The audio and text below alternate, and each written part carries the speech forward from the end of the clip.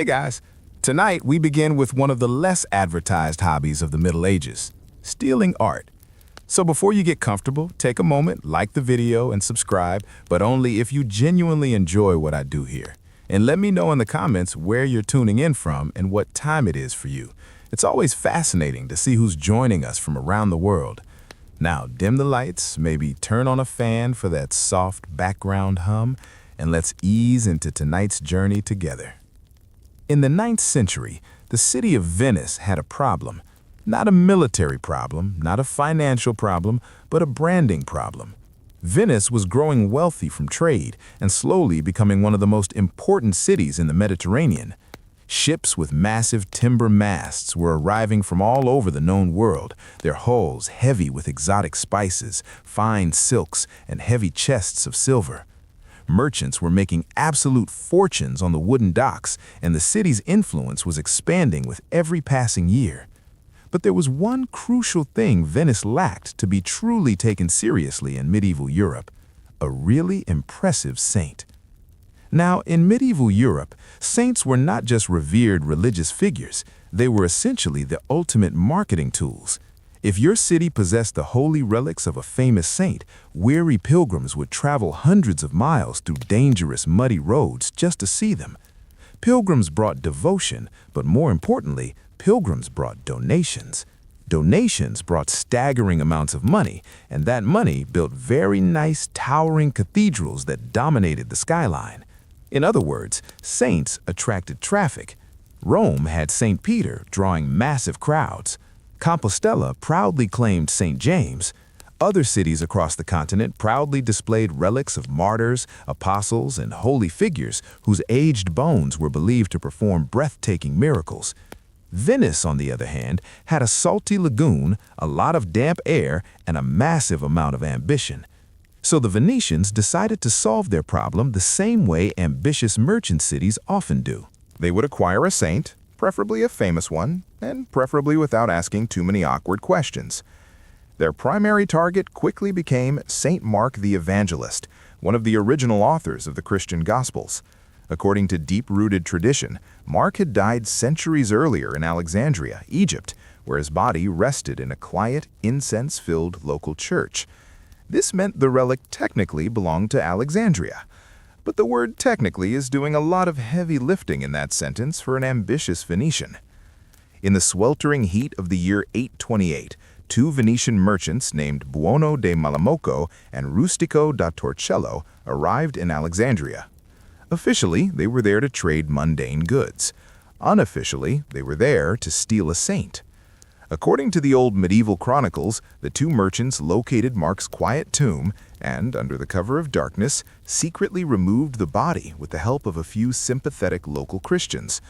Now, with the body in their possession, they faced a very practical and terrifying problem: getting a highly recognizable dead evangelist past strict and heavily armed port inspectors.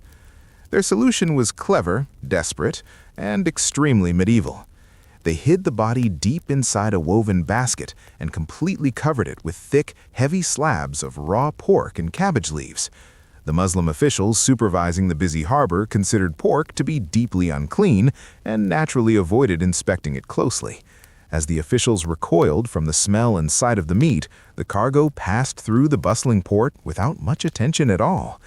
Inside that suspiciously pig-themed shipment was one of Christianity's most important and revered saints, quietly rolling toward a waiting ship. The merchants hoisted their sails and sailed back across the Mediterranean to Venice, where the stolen relic was welcomed with an enormous city-wide celebration. Saint Mark immediately became the city's patron saint. The magnificent gold-domed Basilica of St. Mark was eventually built specifically to house the stolen remains, and the famous winged lion of St. Mark became Venice's eternal symbol. Which means that today, the entire identity, architecture, and pride of Venice is partly based on a 9th century smuggling operation. History often remembers it as an act of profound devotion, but if we are being completely honest, it was also an extremely successful heist. If the Venetians proved that famous saints could be smuggled across the Mediterranean with speed and a bit of pork, the quiet monks of medieval France were about to prove something else entirely. You do not always need speed to steal a relic. Sometimes, absolute, unwavering patience works far better. In the damp, mist-shrouded valleys of medieval France, the rules of relic economics were exactly the same as they were in the bustling ports of the Mediterranean, but the methods were vastly different. If the Venetians had successfully proved that revered saints could be smuggled across turbulent seas with speed, a clever disguise, and a bit of pork, the quiet, robed monks of medieval France were about to prove something else entirely. They were about to demonstrate that you do not always need a fast ship or a chaotic distraction to pull off a monumental theft. Sometimes, absolute, unwavering patience works far better than any rushed scheme. In the early Middle Ages, isolated monasteries scattered across the vast European countryside competed fiercely for holy relics. Owning the aged bones of a famous saint was essentially the medieval equivalent of owning a world-famous museum exhibit. It was the lifeblood of a religious community. Weary pilgrims seeking miracles, healing, or forgiveness would travel great distances, walking for weeks along treacherous dirt roads just to visit these holy shrines. And as we know, pilgrims brought offerings, offerings brought money, and money kept these massive stone monasteries running, their fires lit and their pantries full during the freezing, unforgiving winters. So, naturally, some struggling monasteries looked across the valleys at their wealthier neighboring churches and thought a very dangerous, albeit highly practical thought. That particular relic would look much, much better over here. One of the most famous and audacious examples of this involved the highly venerated relics of Saint Faith, a young martyr known in French as Sainte Foy. Her sacred remains were securely kept in the bustling town of Agen, nestled in southwestern France. Agen was thriving. The town was already a well-established hub, attracting a constant stream of devout pilgrims whose donations kept the local abbey incredibly wealthy and prestigious. But a few days' journey away, another monastery, located in the rugged, isolated region of Conques, had a severe problem. The monks of Conques lived in remote, difficult terrain. More importantly, they had absolutely no major relic to their name.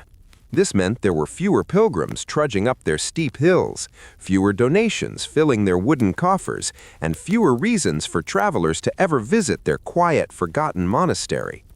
The monks of Conques were facing financial and spiritual obscurity. So, looking at the booming economy of Agen, they devised a plan that was both remarkably brilliant and slightly ridiculous. They would simply steal the saint. But instead of mounting a violent raid or sneaking into the church under the cover of darkness for a quick smash and grab, they decided to take a much more subtle, incredibly committed approach. They selected one of their most devout, unassuming monks and sent him to Agen. His mission was as simple as it was agonizingly slow. Join the rival monastery, blend in completely, and wait. The monk arrived at the heavy wooden gates of Agen, humbly requesting to join their brotherhood. He was accepted without question. He immediately became a flawless part of their community. He woke before dawn to pray in the freezing stone chapel alongside the very men he planned to rob. He worked beside them in the muddy gardens, shared their simple meals in the silent dining hall, and copied manuscripts by the dim, flickering light of tallow candles. Day after day, month after month, year after year, he lived peacefully and devotedly among the people he was quietly deceiving. He did not wait for weeks. He did not wait for months. He waited for a staggering 10 years. 10 full years of absolute patience. 10 years of pretending to be a completely trustworthy, loyal brother of Agen. He became a fixture of the abbey, completely above suspicion. Finally, after a decade of waiting, the perfect opportunity presented itself on a quiet, unremarkable night. While the rest of the monastery slept soundly, the undercover monk quietly unlocked the sanctuary, carefully removed the sacred relics of Saint Foy, packed them away in the dark, and slipped out into the cold French countryside. He returned to Conques, his decade-long mission finally accomplished. When the stolen relics arrived, the remote monastery of Conques erupted in quiet celebration. Soon, word deliberately spread across the region that Saint Foy now miraculously rested in Conques. The pilgrims, following the rumors and the pull of the saint, began arriving in massive numbers, bringing their desperate prayers, their attention, and their heavy donations to the once forgotten ills. With their newly acquired wealth, the monastery built a magnificent, breathtakingly detailed golden reliquary statue to house the stolen remains. Covered in gold leaf and ancient gemstones donated by visiting travelers, it remains a staggering masterpiece of medieval art today. Conques quickly became one of the most important and wealthy pilgrimage stops along the famous road to Santiago de Compostela. As for the theft itself, the monks of Conques justified their decade-long heist with a remarkably simple, unarguable medieval logic. Clearly, Saint Faith wanted to live there. It was a surprisingly convenient and incredibly successful explanation for stealing a saint after waiting a full 10 years. But if Venice proved saints could be smuggled, and the patient monks of Conques proved they could be stolen through a decade of deep-cover espionage, the hardened sailors of southern Italy were about to demonstrate something else entirely. Sometimes you don't need pork, and you don't need 10 years of patience. Sometimes you can simply walk right in and take them. In the 11th century, the sun-baked, bustling port cities of southern Italy were places of fierce, relentless competition. If you were a thriving maritime republic, you needed a spiritual anchor to draw in the faithful in their fortunes. Far to the east, across the rolling waves of the Mediterranean, the revered relics of St. Nicholas rested peacefully in the city of Myra, located in what is now modern-day Turkey. Nicholas had been a deeply beloved 4th-century bishop, universally famous for his boundless generosity and a string of miraculous deeds. Over the centuries, his legend grew, and he became one of the most universally adored saints in all of early Christianity. Yes, this is the very same Saint Nicholas who would eventually, through the long, winding corridors of time, evolve into the legend of Santa Claus. Which means that, quite literally, a group of medieval Italian sailors once carried out an incredibly successful kidnapping involving the historical origin of Santa. History, as it turns out, is wonderfully strange. By the year 1087, the political situation in the eastern Mediterranean had become increasingly unstable. Turkish forces controlled much of the surrounding territory, and the wealthy Italian trading cities grew anxious, fearing that priceless Christian relics might soon fall into the wrong hands or be lost to history forever. This anxiety, while perhaps genuine, also created a highly convenient justification for an audacious plan. A group of seasoned sailors and ambitious merchants from the Italian port city of Bari decided that the absolute safest place for St. Nicholas's remains was, naturally, their own hometown. They outfitted their ships and sailed across the deep blue waters to Myra with a very specific, uncompromising objective. When they arrived at the quiet church holding the saint's ancient tomb, they did not exactly behave like respectful, devout pilgrims. Instead, they forcefully pushed their way inside the dim, echoing sanctuary. According to contemporary accounts of the event, the rough-handed sailors directly confronted the bewildered monks guarding the holy relics, bluntly demanding immediate access to the tomb. The monks, naturally, protested in horror, which is a completely understandable reaction when a group of heavily armed strangers suddenly arrives and loudly announces their intention to simply remove your most sacred resident. But the sailors from Bari were not particularly interested in polite theological debate or lengthy negotiations. They overpowered the guards, broke open the heavy stone tomb of St. Nicholas, and swiftly removed the ancient bones. To their credit, they did leave a very small portion of the remains behind in the shattered tomb, an act which, in the highly irregular economics of medieval relic theft, essentially counted as a gesture of profound generosity. The stolen bones were carefully packed and transported across the sea back to Bari, where the city greeted the returning sailors with an enormous, deafening celebration. Bells rang out across the harbor, and a magnificent, towering grand basilica was immediately commissioned and built to house the newly acquired relics. Almost instantly, Bari was transformed. It became one of the most important and wealthy pilgrimage destinations in all of Europe. Pilgrims arrived by the thousands from across the continent to visit the saint, and heavy donations poured into the city's coffers.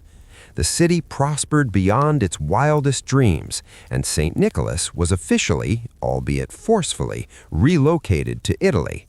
The sailors justified their blatant theft by claiming they had heroically rescued the relics from possible destruction. This may have been partially true, but it also just so happened to make their hometown dramatically, astonishingly richer. A very happy coincidence, apparently. If medieval monks approached art theft with careful, decade-long patience, and Italian merchants approached it with elaborate justifications and sheer nerve, the legendary Vikings from the freezing north had a completely different, much more direct strategy.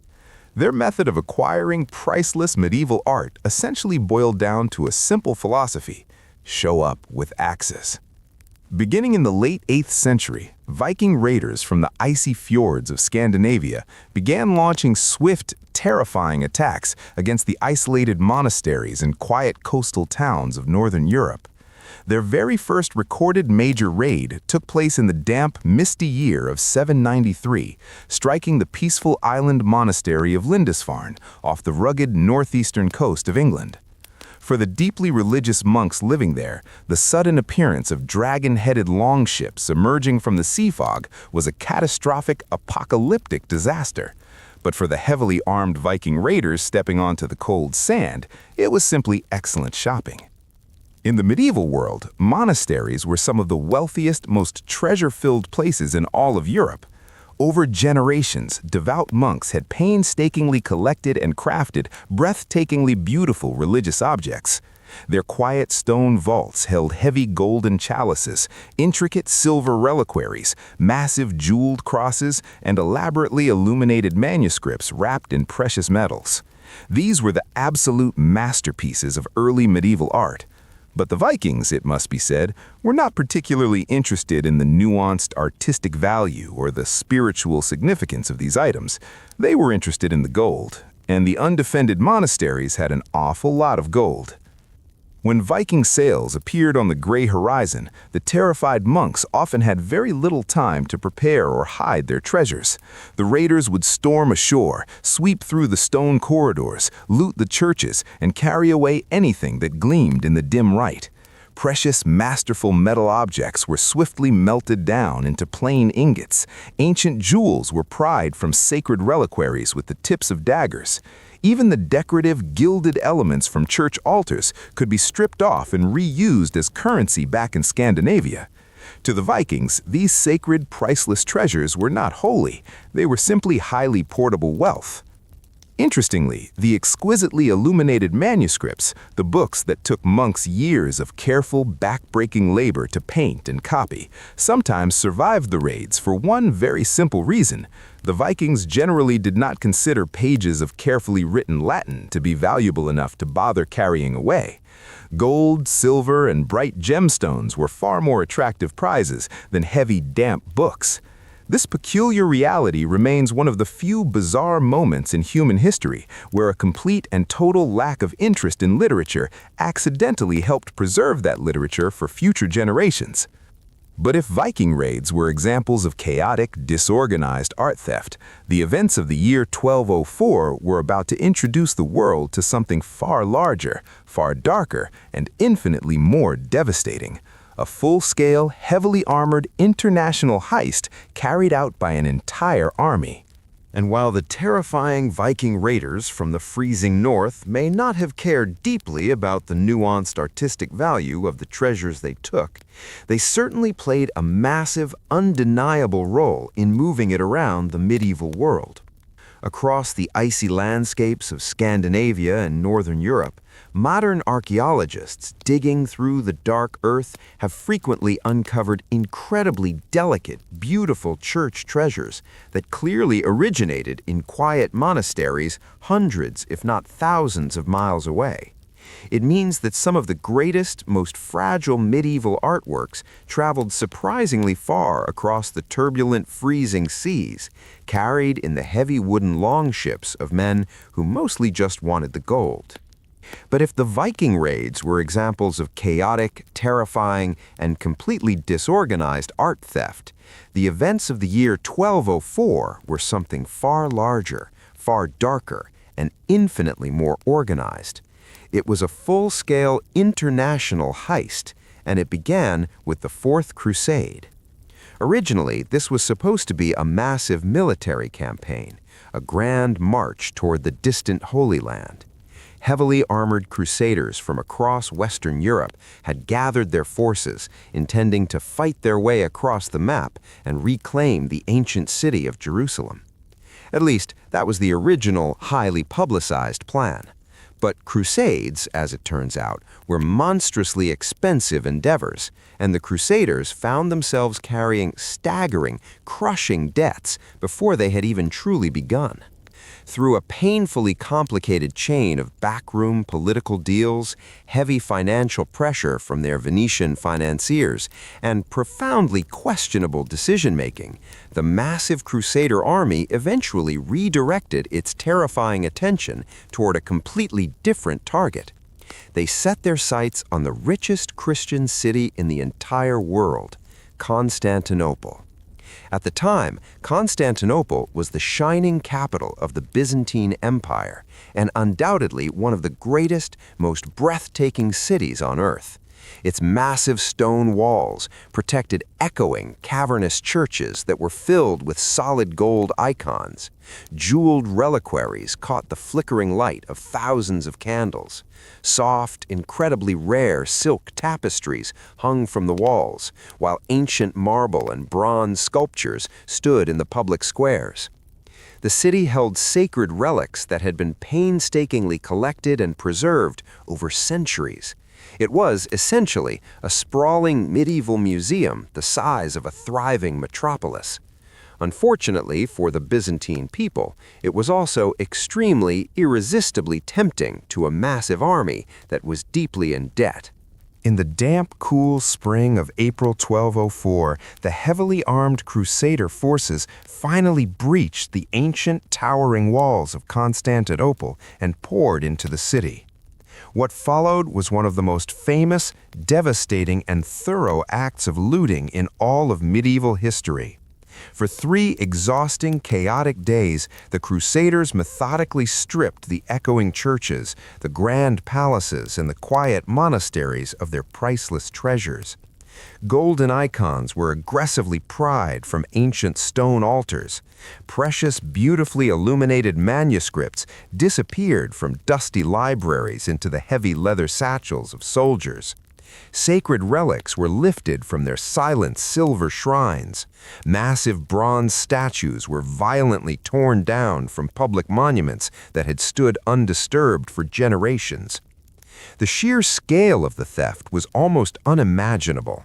Entire heavy wooden wagon loads of priceless art and treasure were packed up and transported slowly back across the continent to Western Europe. Grand cathedrals and small, quiet churches across France, Italy, and Germany suddenly, miraculously acquired magnificent, shimmering Byzantine relics and artworks. Many of those stolen treasures remain sitting in those very same European churches today, still glowing softly in the dim light of modern times. One of the most famous and visible examples of this massive relocation program is the magnificent set of 4 enormous bronze horses that once proudly decorated Constantinople's Hippodrome, the vast stadium where thrilling chariot races and grand imperial ceremonies took place. These horses were not ordinary statues, they were ancient, breathtaking masterpieces believed to date all the way back to classical Greek or early Roman times. They were already incredibly old when the medieval crusaders arrived. Venetian crusaders, always with a keen eye for prestige and symbolism, carefully lowered the massive statues, loaded them onto their heavy cargo ships, and carried them back across the sea to Venice. Once they arrived, the horses were hoisted and placed prominently above the grand entrance of St. Mark's Basilica. They still stand there today, gazing out over the crowded square, which means those magnificent horses have been successfully, proudly stolen for more than 800 years. The brutal sack of Constantinople profoundly shocked the Christian world. A crusader army had systematically looted one of Christianity's greatest, most beautiful cities. But for the wealthy medieval collectors of sacred art back in Europe, the staggering result was undeniably clear. Across the continent, churches suddenly possessed breathtaking treasures that had once belonged to the mighty Byzantine Empire. The largest, most devastating art heist of the Middle Ages had been completed, and it was carried out not by a few clever thieves in the night, but by an entire fully armed army.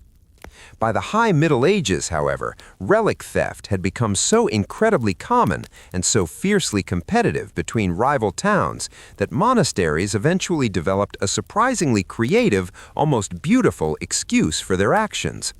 They claimed the saint simply wanted to be stolen. This deeply convenient explanation was known as furtum sacrum, or holy theft, and it began appearing again and again in the dusty, quiet pages of medieval chronicles.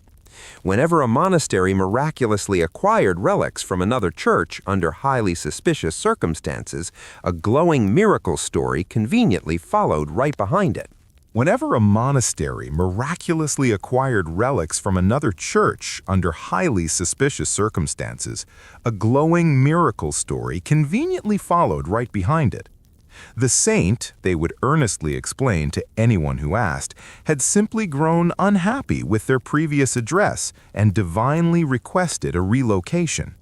The monk or sailor who had broken in during the dead of night and carried off the bones was not a common thief, but rather a humble servant carrying out the saint's personal wishes. It was a brilliantly convenient interpretation of the law, and the strategy worked remarkably well.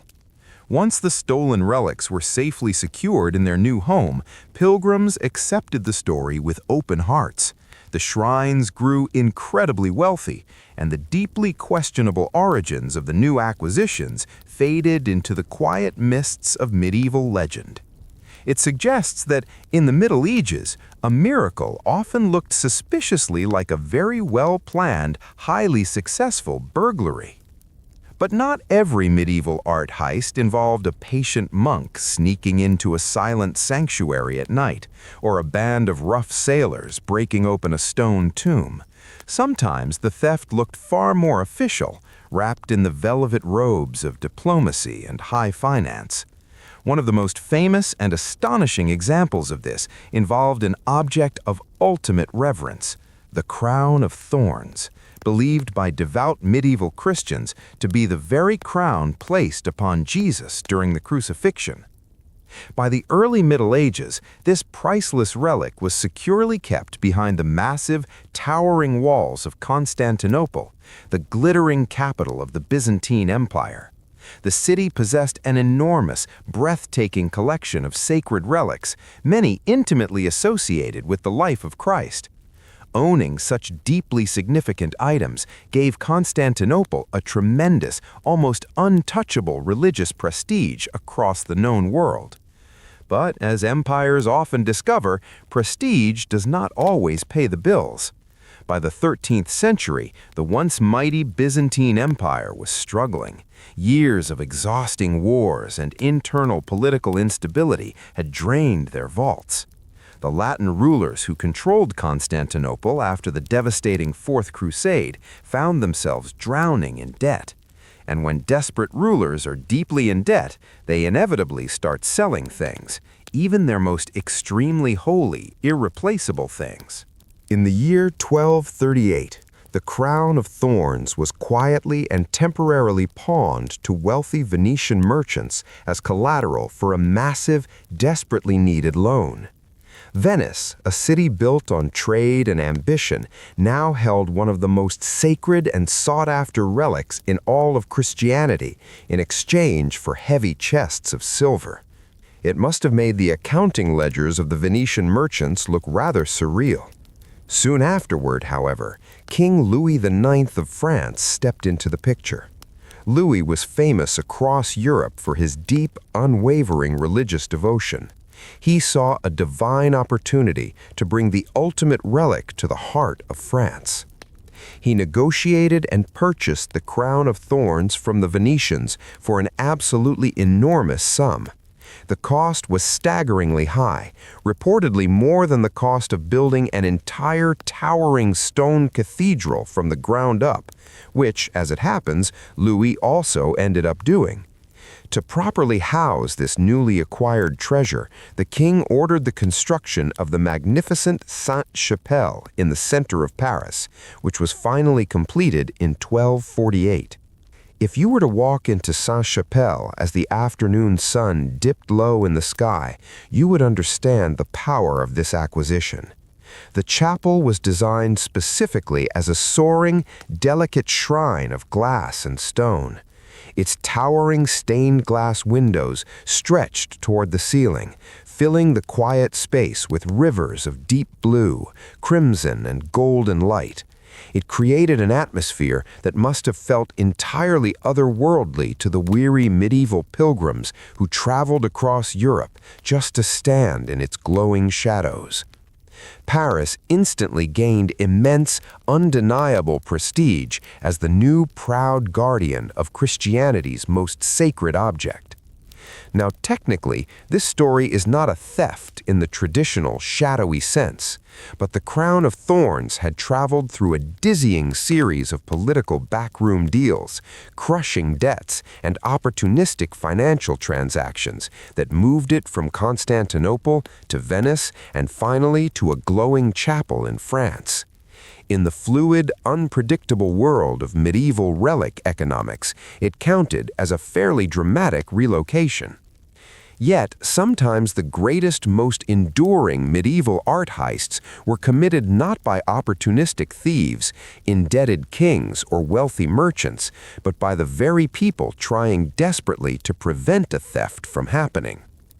During the terrifying Viking raids of the 9th century, the isolated monasteries scattered across the green, rain-swept coasts of England faced a grim reality.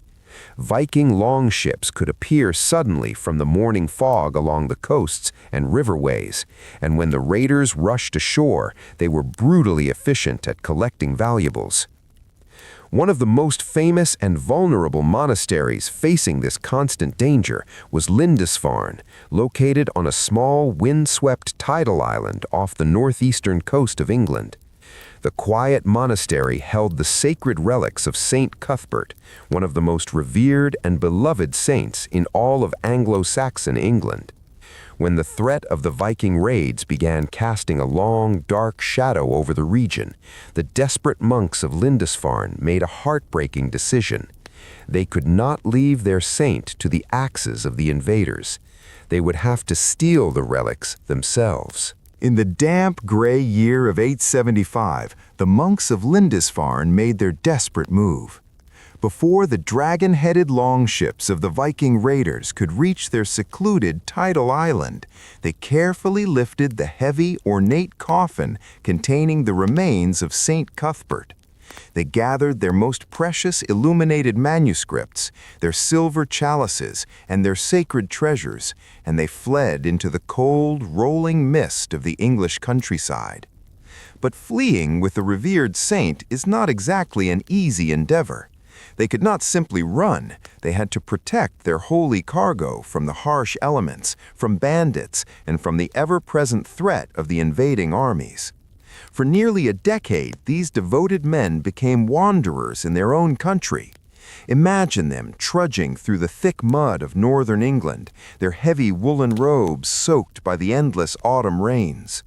They carried the heavy wooden coffin with them wherever they went, stopping in small temporary settlements as they searched for a permanent, defensible home. After years of exhausting travel, their long, strange journey finally ended when they settled on a high, rocky peninsula at Durham. There, a new massive monastery and later a breathtaking cathedral were built of heavy stone to house the weary saint. Durham almost immediately transformed. It soon became one of the most important, wealthiest pilgrimage centers in all of medieval England. Devout travelers arrived by the thousands to visit St. Cuthbert's new shrine, bringing heavy donations, bustling trade, and immense attention to the growing, prosperous city. So, in a very strange, indirect way, this exhausting journey was a remarkably successful art heist. The monks had taken their own priceless relics, relocated them hundreds of miles away through sheer endurance, and transformed an entirely new location into a massive religious epicenter. They always insisted they were merely protecting the saint from Viking raiders, which was absolutely true, but the final result was still the same. A priceless, history-altering relic was moved from one place to another, and the city that received it became incredibly famous. History politely calls this preservation, but from a comfortable distance, it looks suspiciously like very careful, highly strategic theft. By the later Middle Ages, this constant, chaotic movement of the holy, whether by theft, rescue, or conquest, quietly created something entirely unexpected across the continent, a booming relic economy. Every church, every isolated monastery, and every ambitious ruler wanted a piece of the sacred. Owning the aged bones of a saint, a fragile fragment of holy cloth, or even a small, unremarkable object associated with a martyr could attract a river of pilgrims from across Europe. And, as always, pilgrims meant money, prestige, and power.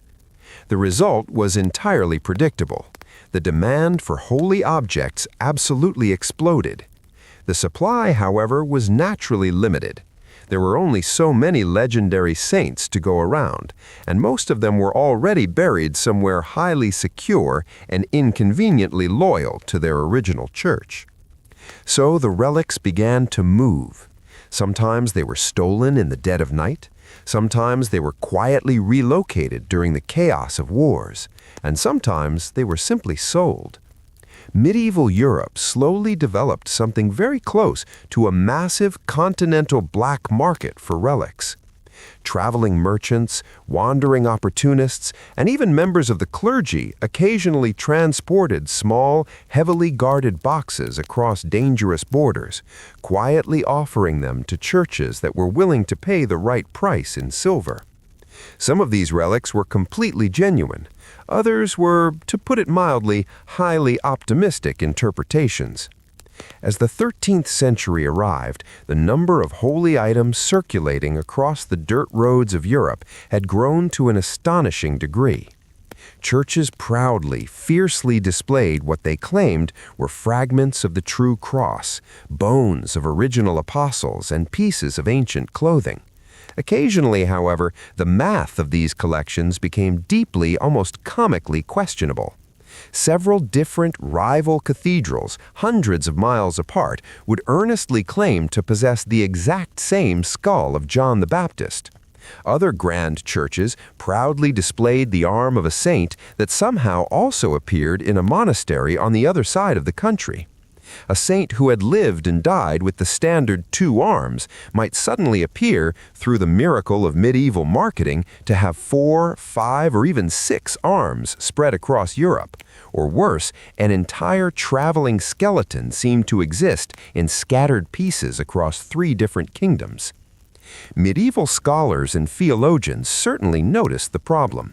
The famous theologian John Calvin would later joke that if all the claimed fragments of the true cross scattered across Europe were somehow gathered and assembled, they would provide enough timber to build an entire full-sized merchant ship. Yet despite the obvious skepticism of the educated, the devoted pilgrims rarely questioned these claims too closely. What mattered in those quiet, candle-lit shrines was not rigorous scientific authentication, but pure, unyielding faith. If a shrine became known for producing miracles, the weary travelers arrived in droves, completely regardless of whether future historians might find the story highly suspicious.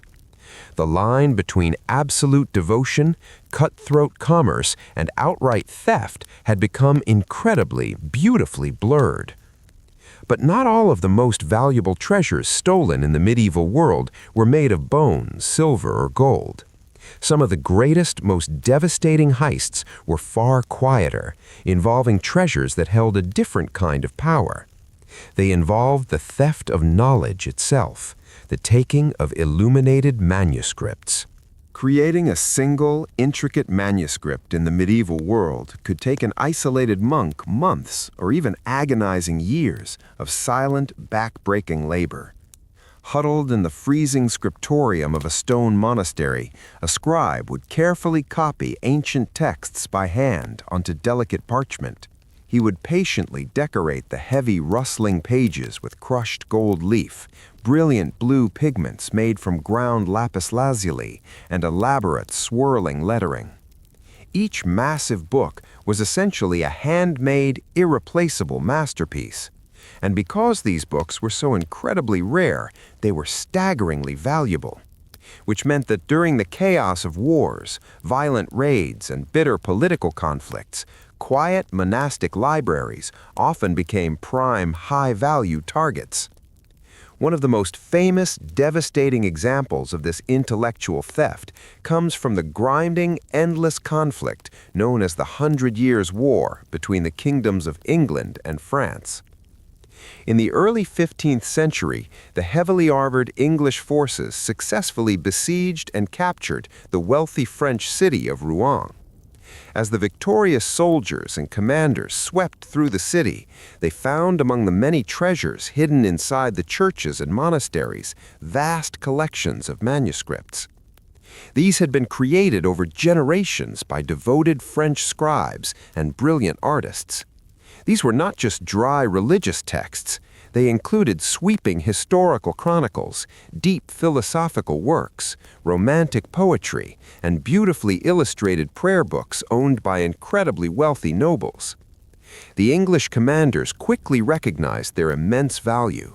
Rather than leaving these heavy, beautiful books behind or destroying them in the fires of the siege, many were carefully packed into heavy wooden crates and taken across the churning English Channel as triumphant trophies of war.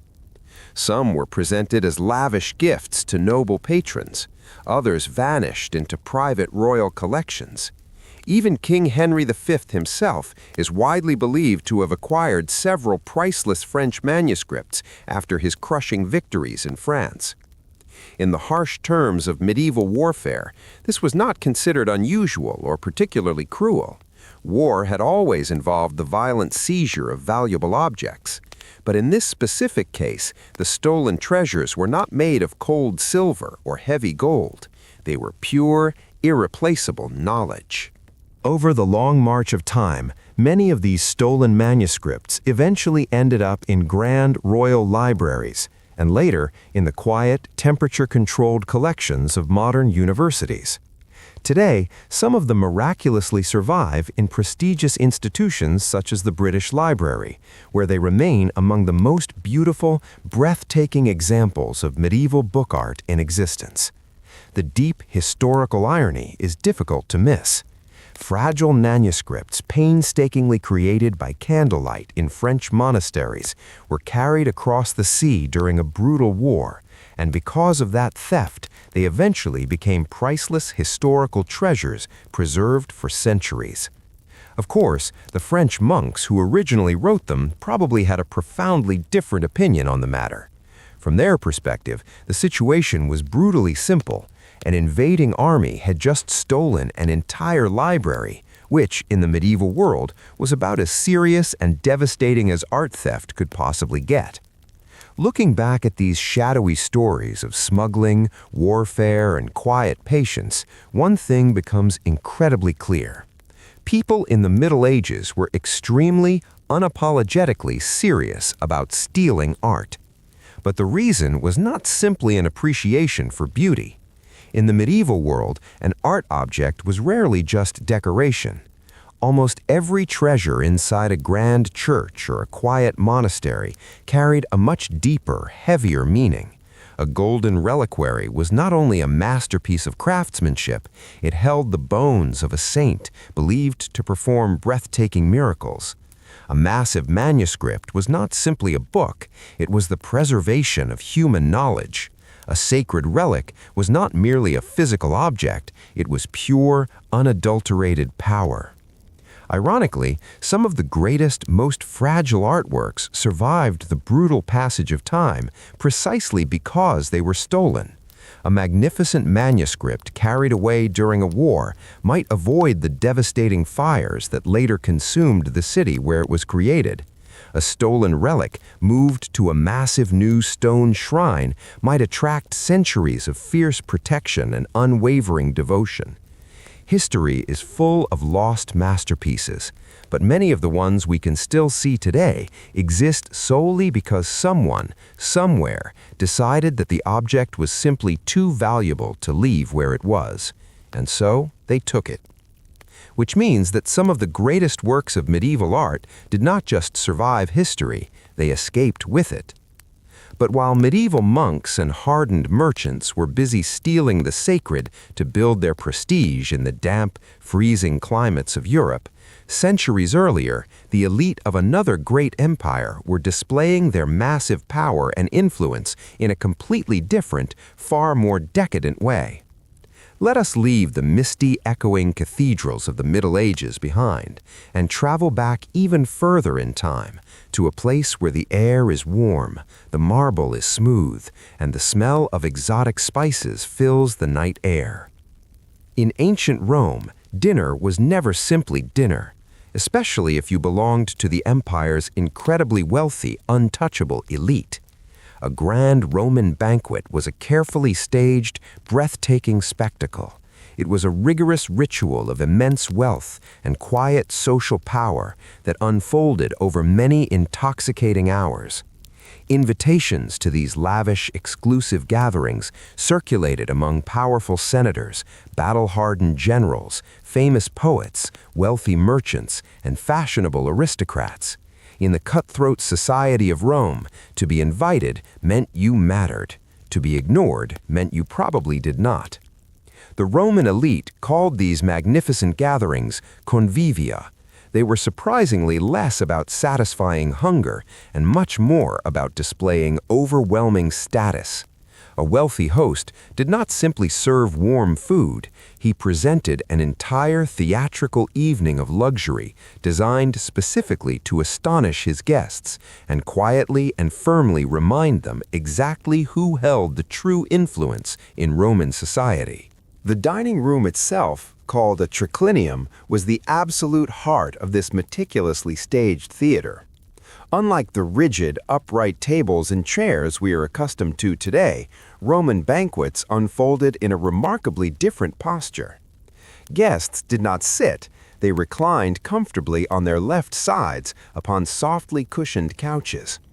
Typically, 3 large couches were arranged in a U-shape around a low, gleaming central table, which is exactly where the room gets its name. As the elite guests arrived from the bustling, dusty streets of Rome, the transition into this sanctuary of luxury was immediate and deeply sensory. They arrived draped in fine, flowing clothing, often carrying the lingering sense of heavy, expensive perfumes imported at great cost from the distant markets of Egypt or the Arabian Peninsula. Before they even approached the couches, attentive slaves quietly washed their hands with scented water and, quite often, washed their dust-covered feet, preparing them for the long, indulgent night ahead.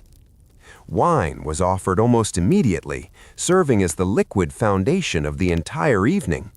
But in the refined circles of Rome, drinking pure, unmixed wine was considered harsh, barbaric, and utterly uncivilized. Instead, the dark, robust wine was carefully mixed with cool water in large, beautifully decorative bronze or silver bowls known as craters. This delicate mixture allowed the guests to drink continuously for hours without becoming immediately intoxicated, though many certainly tested the limits of that practice before the meal truly began. As the guests finally settled onto the luxurious couches, the room filled with the warm, flickering light of oil lamps. The walls of these elite homes were frequently covered in breathtaking, colorful frescoes, showing lush gardens, grand mythological scenes, or the calming illusion of distant, misty landscapes, creating an atmosphere of deeply refined luxury. But in this room, nothing was left to chance.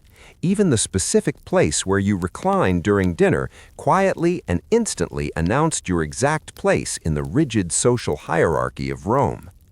The arrangement of the couches was not random. The most honored, powerful guest occupied the most prestigious spot on the central couch, reclining closely to the wealthy host. Less important attendees were placed further away. Comfort was certainly important, but in Rome, symbolism and status mattered far more. The cushions beneath them were often heavily embroidered with expensive dyes, including the famous Tyrian purple, a color so rare and difficult to produce that it was exclusively associated with immense wealth and untouchable authority. While the guests engaged in casual, flowing conversation, discussing the latest political scandals in the Senate, reciting fragments of poetry, or quietly negotiating fragile alliances, a hidden world of absolute frenzy operated just out of sight. Behind the thick stone walls of the dining room, the Roman kitchen was a chaotic symphony of heat and motion. Master cooks worked tirelessly over open, roaring fires, managing the preparation of dozens of intricate courses. Slaves rushed back and forth between the sweltering kitchen and the cool, perfumed air of the triclinium, carrying heavy silver platters. Wealthy households often possessed dozens of specialized slaves assigned exclusively to banquet service. One slave might be a master carver, slicing meat with dramatic, sweeping gestures that almost resembled a dance. Another carefully managed the delicate ratio of the wine, while others stood by to offer fresh towels, clear empty plates, or entertain the guests with soft music played on a wooden lyre. At the center of the room, the small dining table was kept constantly moving. Rather than serving an entire meal at once, the Romans preferred a relentless, carefully planned procession of food.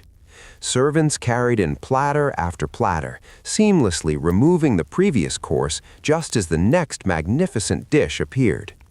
The guests ate comfortably with their fingers, as forks simply did not exist in Roman dining culture.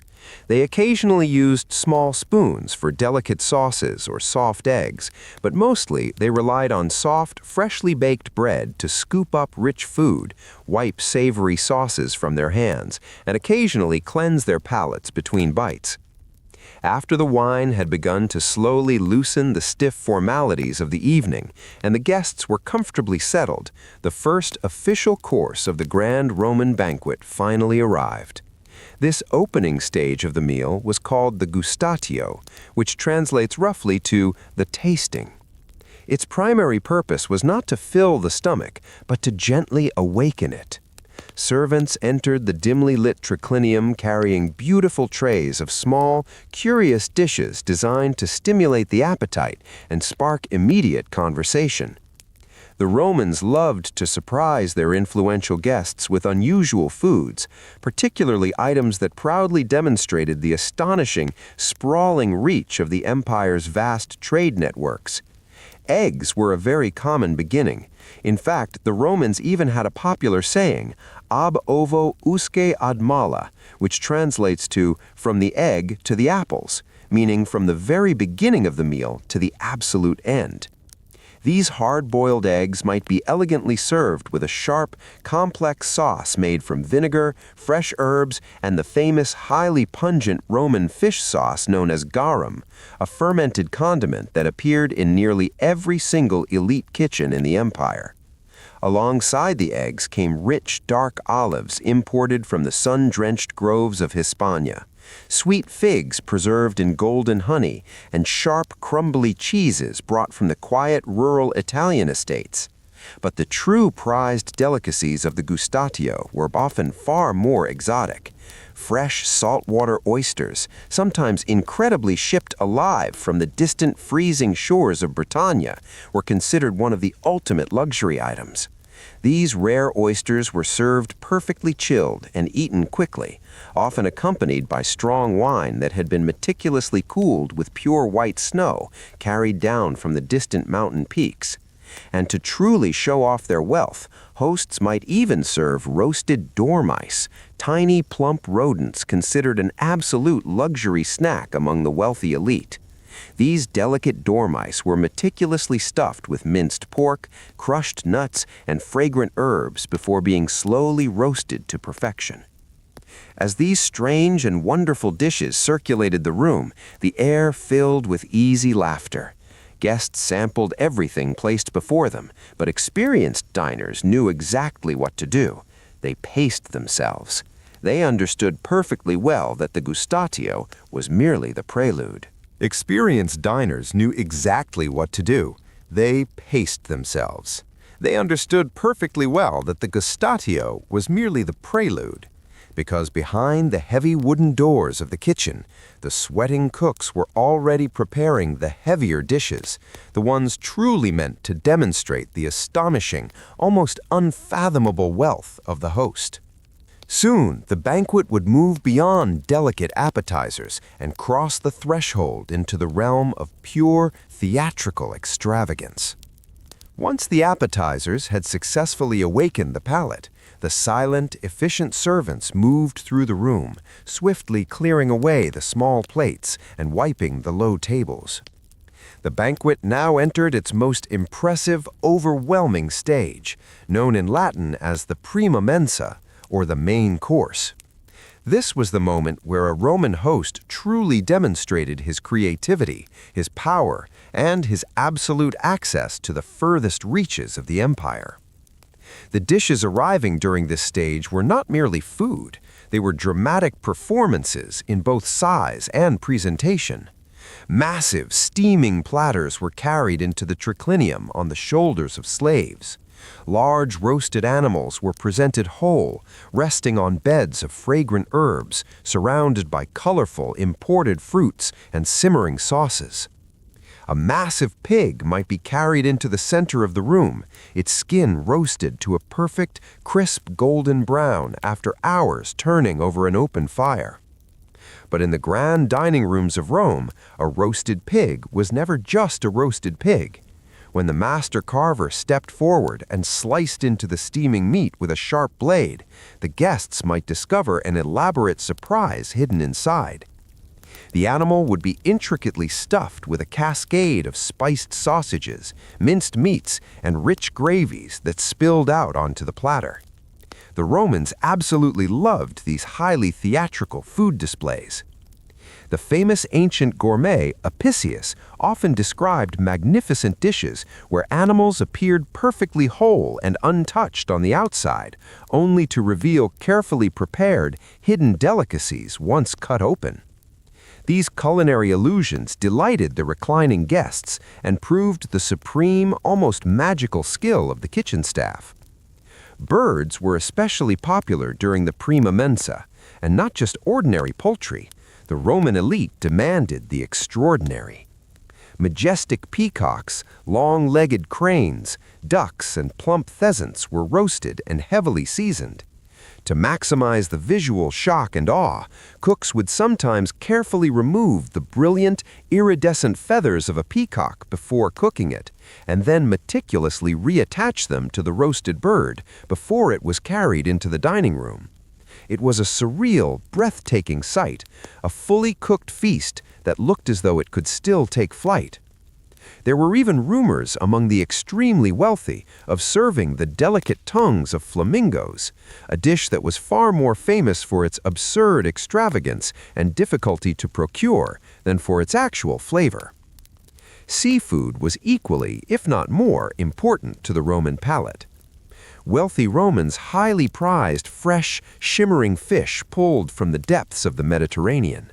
Massive red mullet, sea bass, and thick eels were expertly roasted or slowly simmered in rich, dark sauces, flavored with sweet wine, crushed herbs, and the ever-present garum.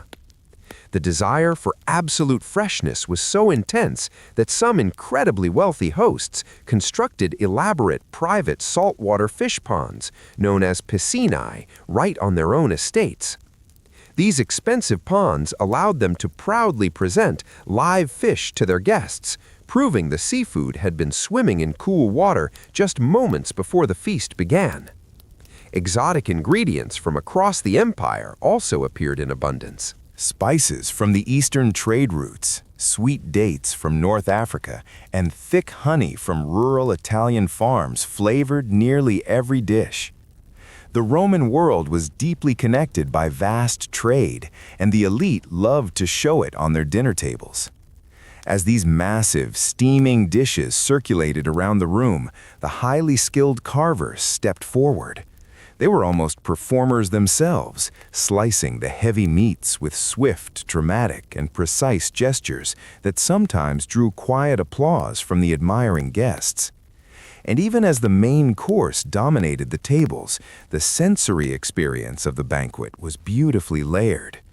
Soft, melodic music was played in the background by enslaved musicians plucking the strings of wooden lyres. Poets might be softly reciting epic verses in the corner of the room, while the guests continued to eat, laugh, and recline in the warm, perfumed air. Yet no Roman banquet, no matter how extravagant the food, could possibly exist without the constant, flowing presence of wine. While the roasted meats displayed a host's wealth, the wine sustained the very soul of the evening, flowing in a continuous river from the first arrival of the guests until the final, fading moments of the feast. For the Roman elite, wine was not simply a drink to wash down a meal. It was the ultimate symbol of civilization, refinement, and social connection. Throughout the prima mensa, slaves constantly glided around the triclinium, carrying beautifully painted ceramic jugs and heavy silver bowls filled with dark wine. The person responsible for deciding the all-important mixture of wine and water was a designated guest known as the arbiter bibendi, the master of drinking. This chosen individual held the power to determine exactly how strong the wine would be for the room and how often the shallow drinking cups would be refilled. A generous, lively host might encourage the arbiter bibendi to mix a stronger ratio as the night progressed, quietly encouraging louder laughter, looser tongues, and more spirited conversation. The Roman wine itself was a testament to the empire's vast geography. The most prized varieties were produced locally in Italy, particularly the legendary vines grown on the sun-drenched volcanic slopes around Mount Vesuvius. The famous Falernian wine was universally renowned for its incredible strength and its ability to age gracefully. A well-aged Falernian could turn a beautiful deep amber color in the cup and was fiercely potent. But heavy amphorae filled with wine also traveled along the vast network of paved Roman roads and deep-sea routes, arriving from the vineyards of Gaul, the dry hills of Hispania, and the ancient, sun-baked shores of the eastern Mediterranean. To add variety, the Romans frequently flavored their wine, mixing it with thick honey, crushed spices, fragrant herbs, or even a splash of clean seawater to alter the profile. One highly popular sweet variation, known as mulsum, combined strong wine with rich honey, coating the throat and warming the chest. As the long night progressed and the shallow cups were continuously refilled by the silent servants, the mood inside the triclinium began to noticeably shift. The rigid, highly structured formalities of the early evening slowly melted away. Conversations that started as polite murmurs grew steadily louder and more animated. Sharp jokes and playful, pointed insults circulated freely among the reclining guests. Intense political debates regarding the fate of distant provinces could suddenly flare up, only to dissolve into roaring laughter just moments later. The grand banquet was slowly, inevitably transforming from a formal, highly orchestrated dinner into a relaxed, heavily intoxicated gathering of the most powerful aristocrats in the world. And yet, even as the wine flowed and the massive platters of meat were finally cleared away, the evening was far from over. By this point in the long, luxurious night, the true entertainment of the Roman elite was usually just beginning. As the wine flowed and the heavy main courses slowly vanished from the silver platters, the grand Roman banquet gradually shifted from a formal dining experience into a full, vibrant evening of theatrical entertainment. The elite of Rome, lounging comfortably on their plush cushions, did not gather merely to eat their fill. They expected to be amused, surprised, and sometimes even mildly shocked. A wealthy host who failed to properly entertain his influential guests risked being remembered as dull and uninspired, which, in the fiercely competitive circles of Roman high society, was almost as embarrassing as serving sour wine or bad food. Music was almost always the first form of entertainment to fill the warm air of the triclinium. Highly trained musicians, usually enslaved performers who had practiced their craft from a very young age, played delicate instruments such as the wooden lyre, the soft bone flute, or the rhythmic tapping of small hand drums. These soft, hypnotic melodies created a deeply relaxed, flowing atmosphere, while the guests reclined on their couches and continued their endless, winding conversations. Sometimes incredibly gifted singers accompanied the musicians, their voices rising above the chatter to perform poetic verses or dramatic, sweeping songs drawn directly from ancient mythology.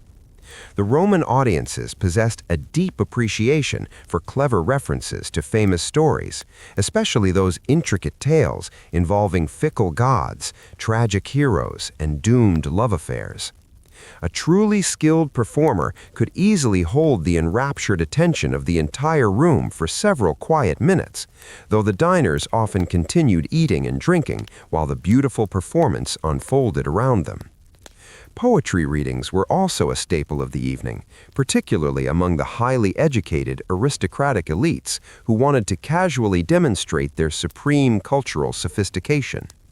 Guests might proudly recite their own newly composed poems or eloquently quote the famous writers of the past. Some ambitious hosts even invited professional traveling poets to perform entirely new works, hoping to impress their captive audience with their refined literary taste and generous patronage. But not all of the entertainment was so elegantly subdued. As the night deepened, Roman banquets could also feature performers who specialized in pure spectacle. Life dancers might suddenly enter the room wearing brilliantly colorful, flowing costumes, moving gracefully in the narrow spaces between the couches, while the musicians steadily increased the rhythm of their drums. Agile acrobats sometimes performed breathtaking tricks, balancing precariously or tumbling lightly in front of the astonished guests. In the most overwhelmingly extravagant banquets, entirely exotic animals might even make a brief appearance. Extremely wealthy hosts occasionally displayed rare, brilliantly plumed birds or small, trained creatures as part of the evening's wild amusements. These living displays served a dual purpose. They entertained, but they also firmly reminded the guests that Rome's absolute power stretched across entire continents, capable of bringing strange, breathing wonders from distant, unknown lands directly into the private homes of the elite. Meanwhile, the atmosphere within the room grew steadily louder and far more relaxed as the dark wine continued to circulate without pause. Conversations drifted effortlessly from stoic philosophy to vicious gossip, from high-minded politics to whispered scandal. A powerful senator might quietly discuss the complex affairs of a distant province with a scarred general, while nearby, another group of aristocrats laughed loudly at a sharp joke regarding a bitter rival family. By this late stage of the evening, the banquet had become much more than a lavish meal. It had turned into a brightly lit, intimate theater of Roman high society. And just as the heavy meats and the wild entertainment reached their peak, the final, most indulgent part of the meal arrived, the courses of sweetness and gentle celebration. Servants quietly cleared away the remaining savory platters, meticulously wiping the low tables and replacing the large dishes with smaller, delicate trays. The long evening now moved gracefully into the secundae mensae, the final course of the banquet, where sweets, fresh fruits, and light, comforting treats brought the massive feast to its gentle conclusion. Unlike the heavy, extravagant meat dishes of the main course, this stage of the meal focused entirely on delicate sweetness and palate-cleansing refreshment.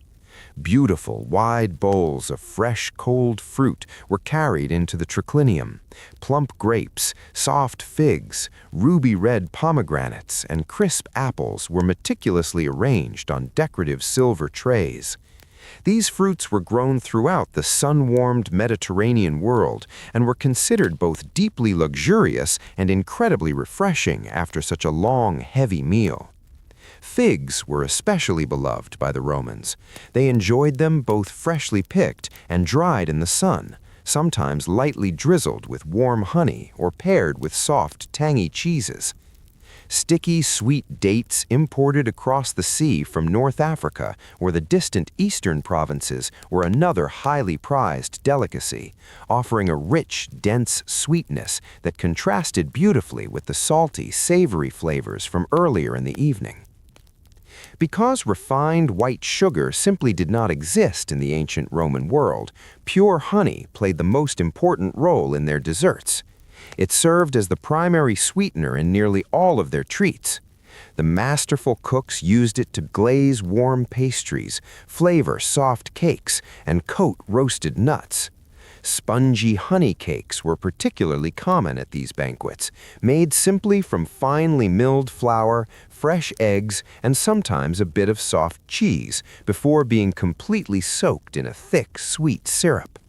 Small, delicate pastries and hot fried dough treats also made an appearance, some lightly sprinkled with toasted sesame seeds or subtly flavored with rare spices brought back from the dusty eastern trade routes. Bowls of roasted nuts provided a final, satisfying crunch. Almonds, walnuts, and small pine nuts were scattered across the tables for the guests to enjoy as they continued drinking their wine and chatting late into the flickering shadows of the evening. By this stage, the guests were often pleasantly, comfortably intoxicated, leaning heavily on their plush cushions, while the strict, rigid social formalities of the early evening completely faded away.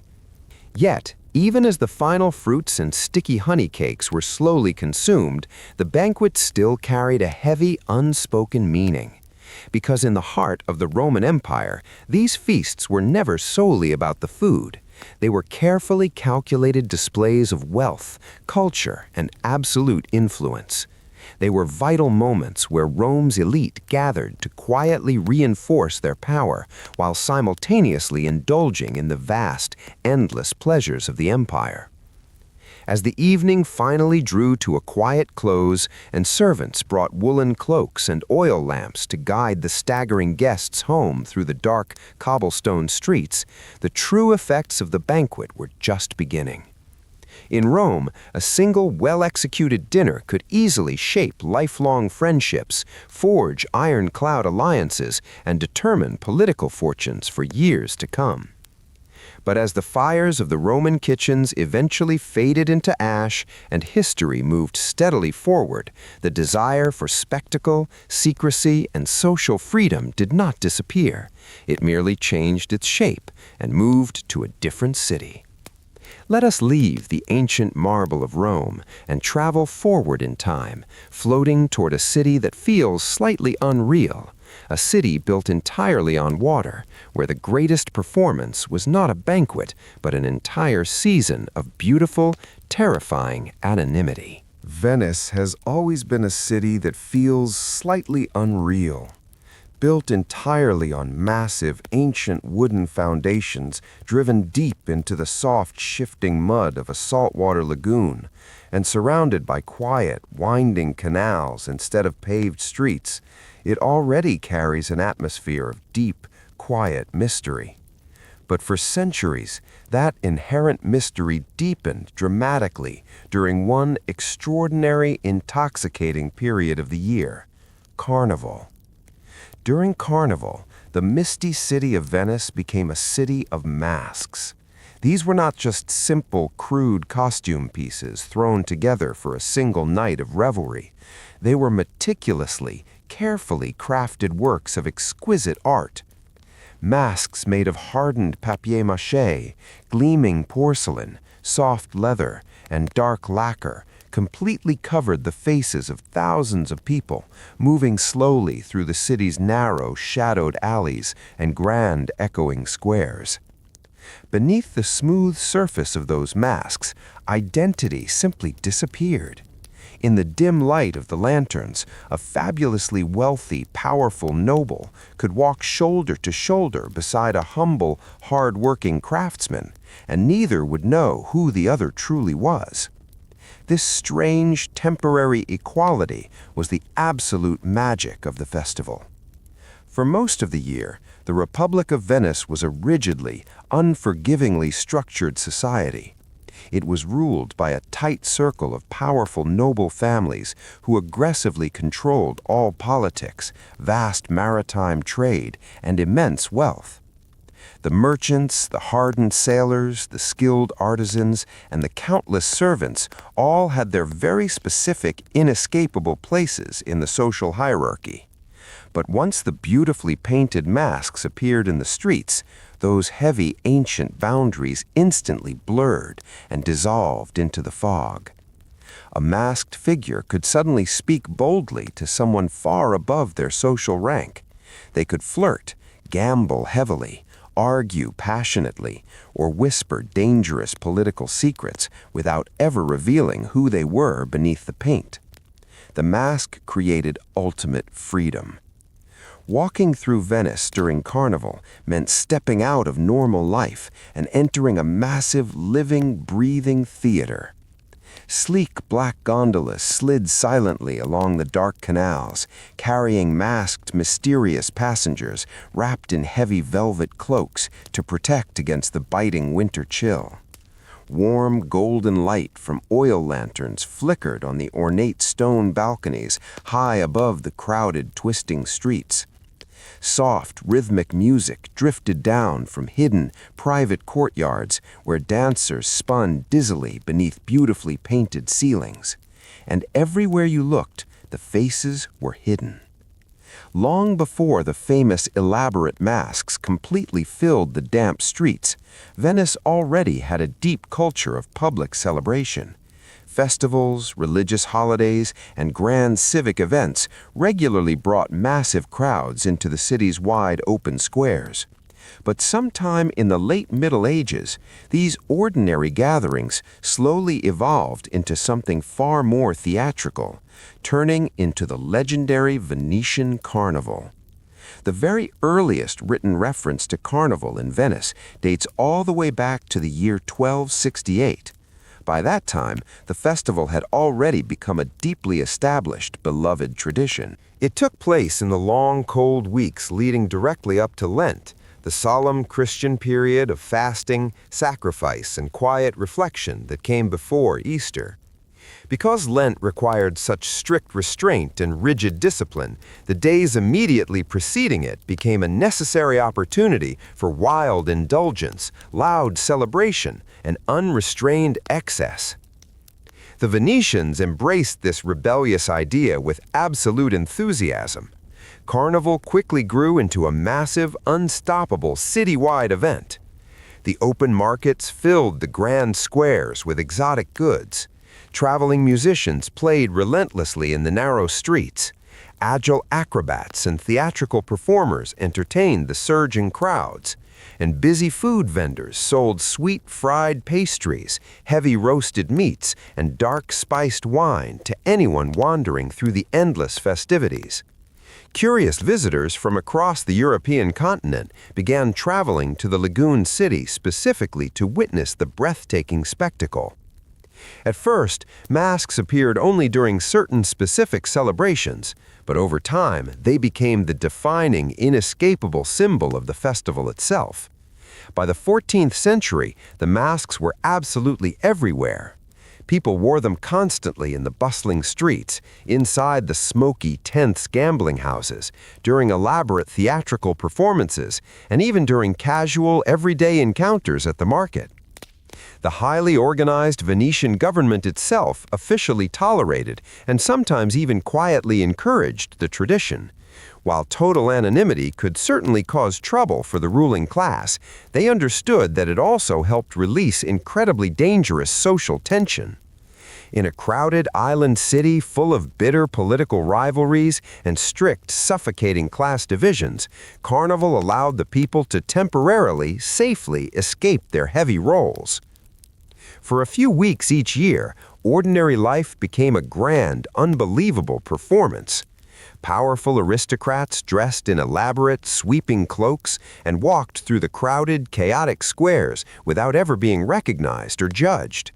Wealthy merchants and rough sailors joined the wild celebrations right beside them.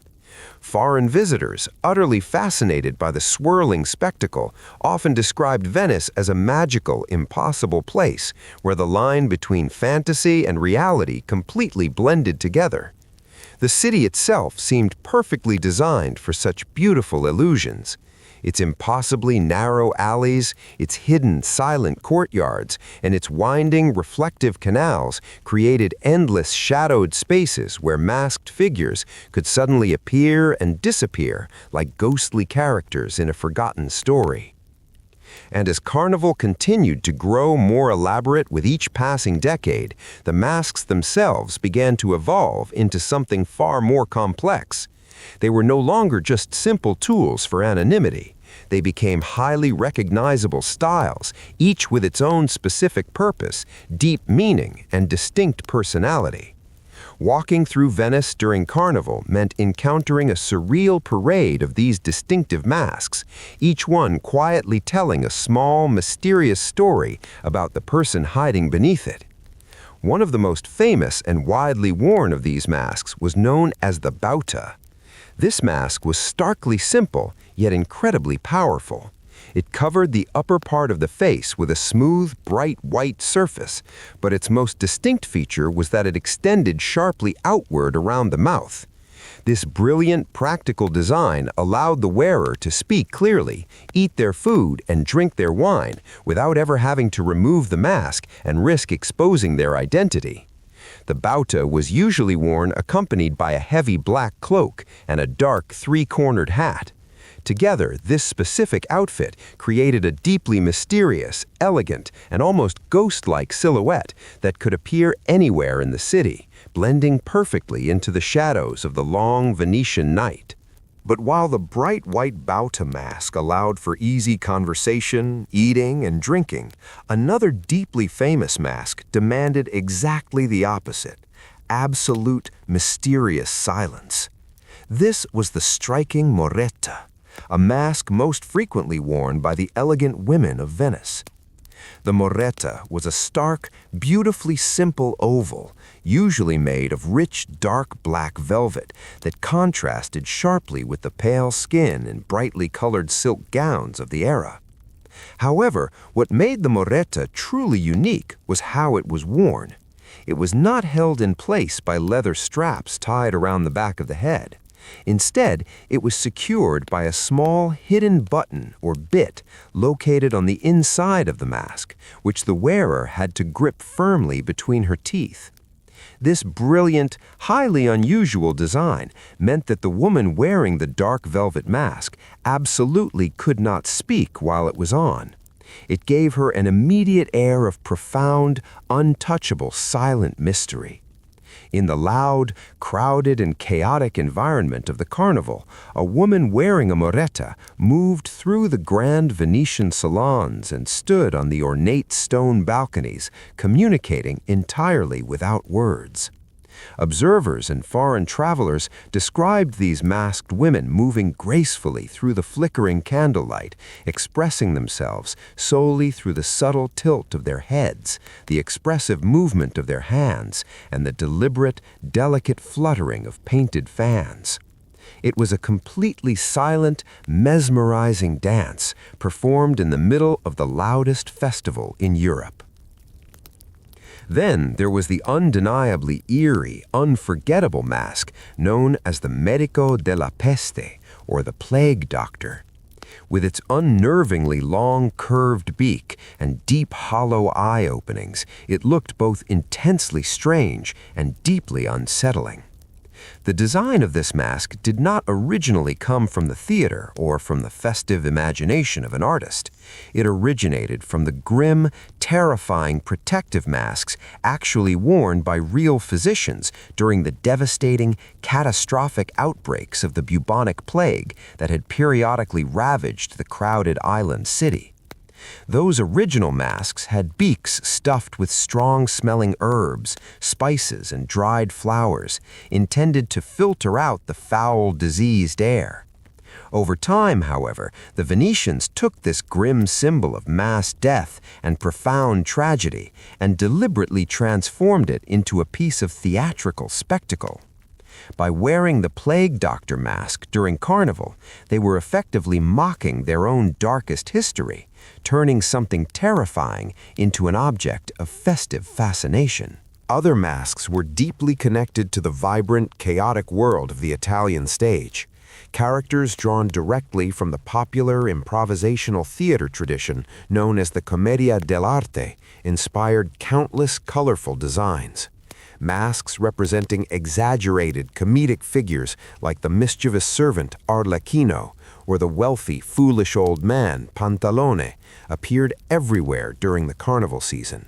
This firmly linked the sprawling street festival to the playful, unpredictable world of stage comedy, entirely blurring the line between everyday reality and a grand, citywide play. But what made these magnificent Venetian masks so endlessly, deeply fascinating was not just their physical beauty, the velvet or the gold leaf. It was what they actively, powerfully allowed people to do. Behind the smooth, painted surface of the mask, an individual's name, their powerful family lineage, and their rigid social status suddenly became completely invisible.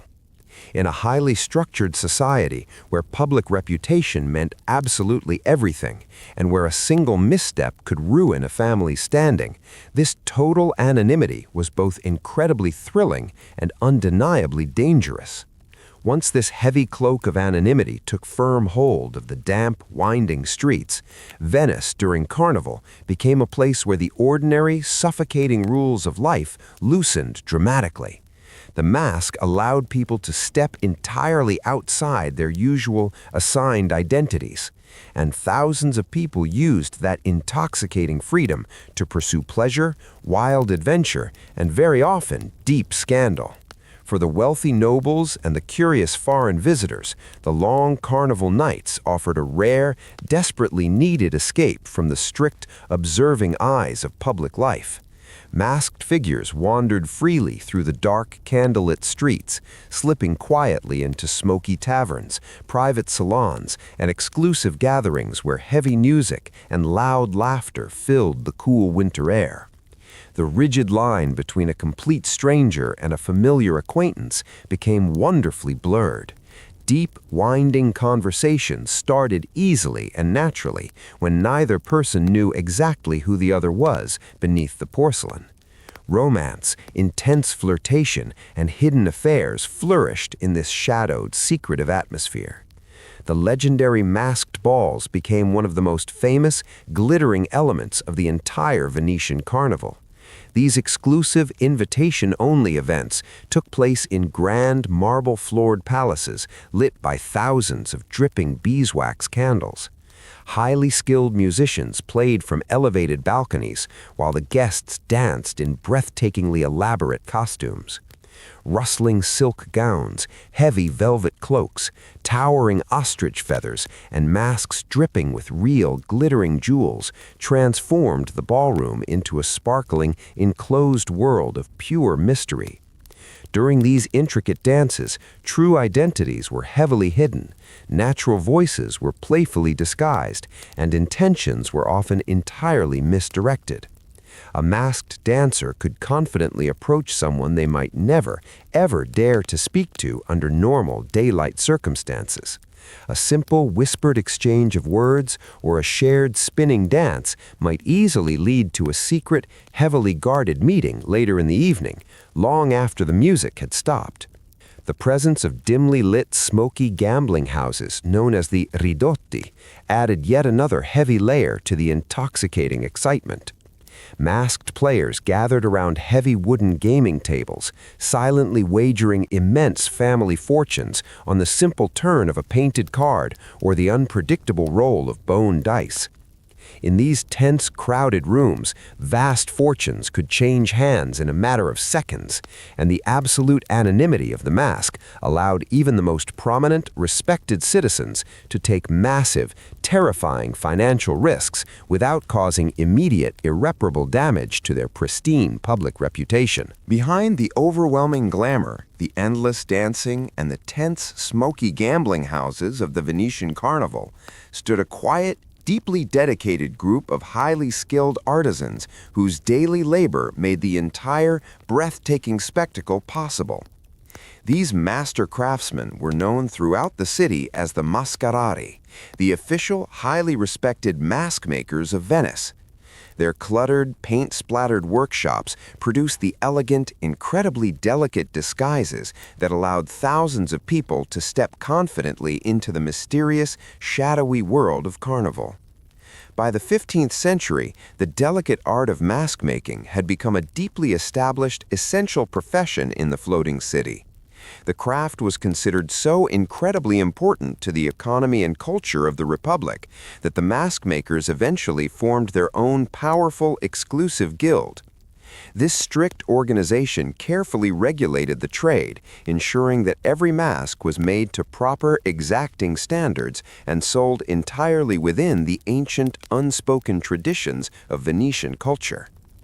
If you were to step inside one of these dimly lit workshops, you would find that the process of creating a true Venetian mask was both a highly technical science and a profoundly beautiful art.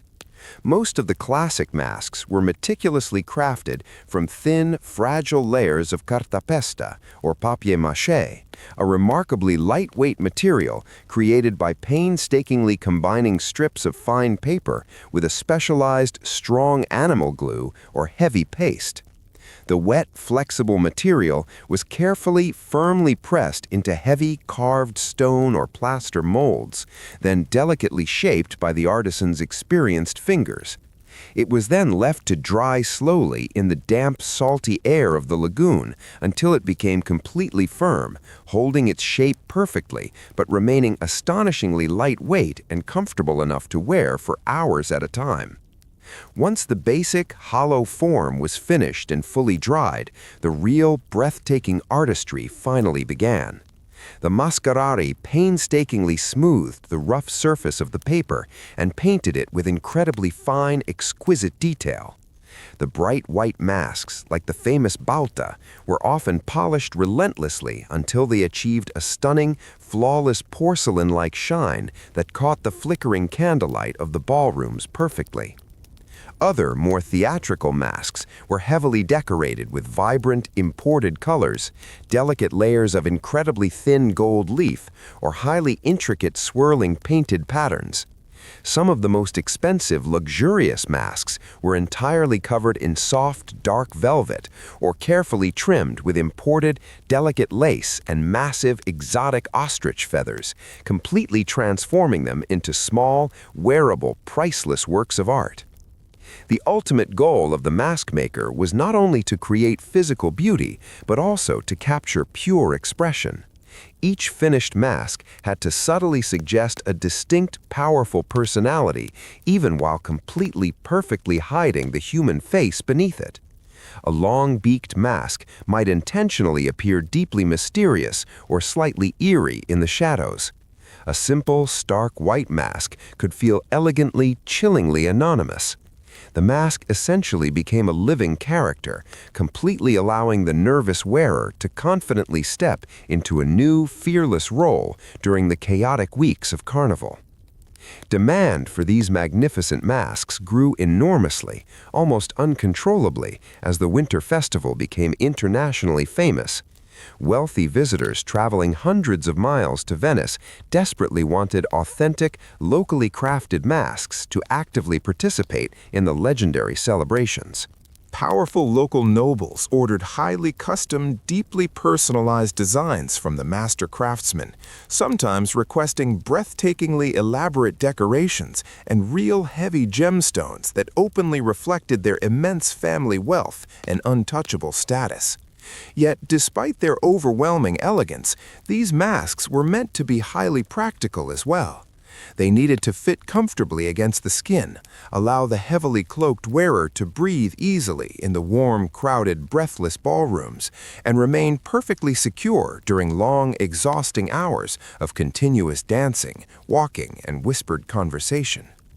This delicate, masterful balance between high artistry and necessary function made Venetian mask-making a deeply respected, vital craft. Without the devoted mascherari working quietly in their dusty workshops, the true magic of Carnival could never have existed. Because every single mystery that slowly unfolded in the damp cobblestone streets of Venice began with a simple, humble creation from their stained hands.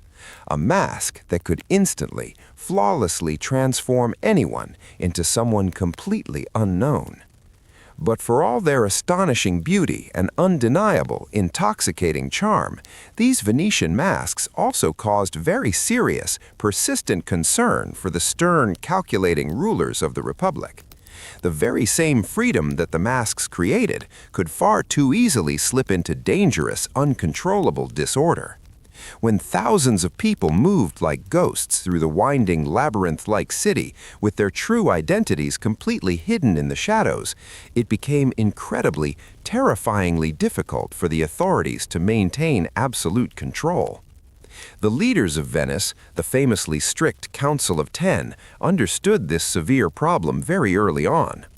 The Republic of Venice was famous across the entire European continent for its strict, unwavering political stability. Unlike so many other European states that frequently experienced constant, bloody revolutions and chaotic dynastic struggles, Venice valued supreme, absolute order above everything else. Its complex government was built on a very careful, incredibly fragile balance of power between the oldest noble families, the various councils, and the many officials who monitored public behavior very closely. The masks, however, deeply and directly threatened that ancient, carefully maintained order. Behind the painted surface of a mask, a common citizen could hurl a vicious insult at someone of a much higher, untouchable status without being immediately recognized and severely punished. Massive, crippling gambling debts could be easily hidden from family members. Secret, highly illegal political meetings could take place in the crowded taverns without detection. Even violent, terrible criminal activity became far easier to commit and escape from when absolutely no one could identify the face of the person responsible in the dark alleys. Because of these very real, growing concerns, the Venetian government eventually introduced a complex series of strict laws heavily regulating the use of masks. These laws, however, did not ban the masks entirely. That would have been completely impossible. Carnival was simply too popular, too economically vital, and the mask had already become a deeply ingrained, essential symbol of Venetian identity itself. Instead, the anxious authorities tried to tightly limit exactly when and where the masks could be worn. For example, certain harsh decrees strictly prohibited the use of masks during solemn religious holidays or inside the echoing holy churches of the city. Other heavy laws strictly forbade any masked individuals from carrying hidden daggers or swords beneath their cloaks. The famous gambling houses sometimes restricted masked visitors entirely during certain tense political periods, because the absolute anonymity made cheating the tables or escaping heavy debts far too easy. Some laws even specifically targeted certain scandalous behaviors, such as wearing a mask while visiting the quiet, isolated convents of the city's nuns, or engaging in suspicious, shadowy nighttime activities that could lead to severe, immediate punishment. The authorities deeply worried that masked visitors might exploit their anonymity to cause massive public scandals or permanently break the rigid social boundaries that held the city together. For centuries, the Grand Venetian Carnival stood unchallenged as one of the most famous, breathtaking celebrations in all of Europe. Awe-struck travelers consistently described it as a magnificent city completely transformed into a living, breathing stage where soft music, painted masks, and deep mystery filled every damp, shadowed corner of the lagoon. But by the late 18th century, this long, vibrant tradition slowly began to fade, mirroring the fate of the city itself. The first subtle signs of decline came slowly, creeping in like the winter fog. Venice was simply no longer the unstoppable, immensely wealthy maritime power it had once been. For hundreds of years, the Republic had aggressively dominated highly lucrative trade routes across the Mediterranean and far beyond. Its massive wooden ships had carried fragrant spices, rare silk, and precious goods between the kingdoms of Europe and the distant East. Unimaginable wealth had poured continuously into the city, funding its sprawling palaces, its massive festivals, and its uniquely extravagant artistic culture. But the global map was rapidly changing. Ocean trade routes were shifting dramatically as powerful Atlantic nations like Spain, Portugal, and later Britain began controlling vast new ocean pathways to the Americas and India. Venice's immense historic influence steadily weakened. The slow, undeniable economic decline gradually reduced the massive resources that had once reliably fueled the lavish month-long celebrations of Carnival. At the same time, profound political and philosophical changes were completely reshaping the mindset of Europe. The sharp, rational ideals of the Enlightenment were spreading rapidly across the continent, bringing entirely new ideas about strict order, efficient governance, and proper social behavior. Some modern reformers began viewing the ancient, chaotic traditions of Carnival as excessive, outdated, and morally questionable. The absolute freedom provided by the masks, once universally celebrated, now seemed highly suspicious to those who valued stricter, more transparent control over public life. The final devastating blow to the Venetian Republic came in the fateful year of 1797. That year, the proud Republic of Venice, one of the longest surviving, most stable governments in all of European history, completely collapsed under the immense military pressure of the advancing armies of Napoleon Bonaparte. After more than 1,000 years of fierce independence, the legendary Venetian state simply ceased to exist. Under these strict new rulers, the famous sprawling carnival was immediately suppressed. The Austrian authorities, who eventually took control of Venice, strongly discouraged the old masked celebrations. They viewed large, completely anonymous gatherings as a severe, unacceptable threat to political stability. Without vital government support and under increasingly tight, unforgiving regulations, the grand, centuries-old traditions of Carnival slowly, quietly disappeared into the fog. For decades, the vibrant masks of Venice fell completely silent. The dusty workshops of the master mask makers closed their heavy wooden doors or turned desperately to other, more practical crafts. The great glittering balls and the chaotic, colorful street parades faded into quiet, distant memory. Visitors who once traveled for weeks across Europe specifically to experience the mysterious, intoxicating festival found only a much quieter, subdued city, where Carnival had become nothing more than a faint, bittersweet echo of its former staggering glory. Yet the magic of the masks never truly vanished. The memory was simply too deeply woven into the very stones of the city. In 1979, after nearly 2 centuries of quiet absence, Venice officially, triumphantly revived the carnival. Traditional mask makers carefully reopened their workshops, reviving the ancient techniques of the mascherari. Today, masked figures once again drift through St. Mark's Square and glide silently along the dark canals in sleek gondolas. The deeper meaning of the mask remains entirely unchanged. It still represents the ultimate thrilling freedom to step completely outside your ordinary identity and become part of a timeless theatrical mystery. But as the delicate masks of Venice eventually fade into the modern night and the glittering marble republic recedes into history, let us travel far backward in time and far away from the warm southern waters of the Mediterranean. Let us leave the world of ambitious merchants, patient monks, and feasting Roman senators.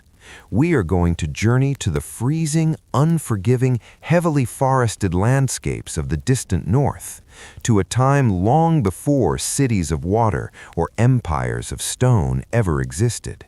We are stepping into a world of pure elemental extremes, a time of shattering ice, roaring fire, and the violent, beautiful birth of ancient gods.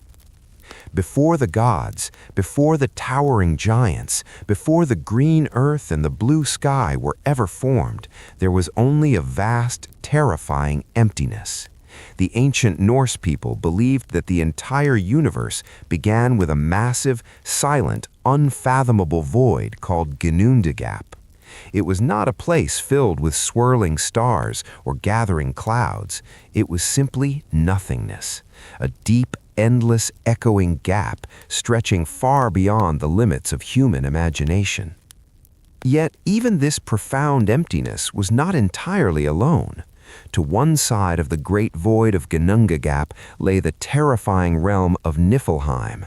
This was a dark, primordial world of grinding ice, freezing mist, and bitter, howling winds.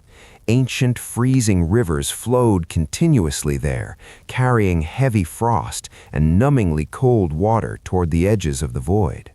On the exact opposite side of the emptiness burned Muspelheim, a terrifying, beautiful realm of absolute fire. It was a chaotic land of blazing heat, glowing red embers, and endless roaring flames, fiercely guarded by the towering, fiery giant Surtru, who stood waiting with a flaming sword. Between these two absolute extremes, the paralyzing, freezing cold of the north and the burning, catastrophic fire of the south, lay the silent, empty gulf of Ginnungagap. And slowly, incredibly, something within that quiet void began to change. From the dark realm of Niflheim, massive icy rivers known as the Elivagar flowed heavily into the emptiness. Their dark waters froze solid as they drifted outward, forming thick, towering layers of hardened frost and glistening blue ice. Then, from the distant roaring fires of Muspelheim, glowing sparks and intensely warm, dry winds blew across the same emptiness. When the heat of the fire finally touched the ancient frozen rivers, the thick ice began to slowly, steadily melt.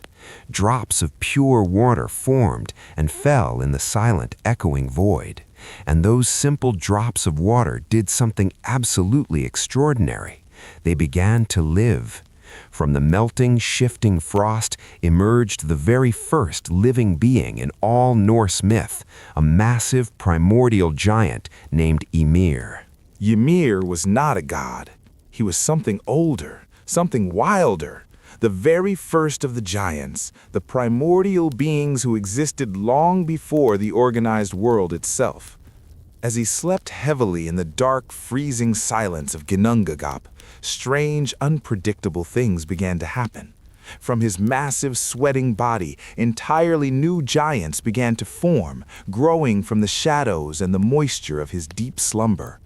But Ymir was not completely alone in this newborn, chaotic universe.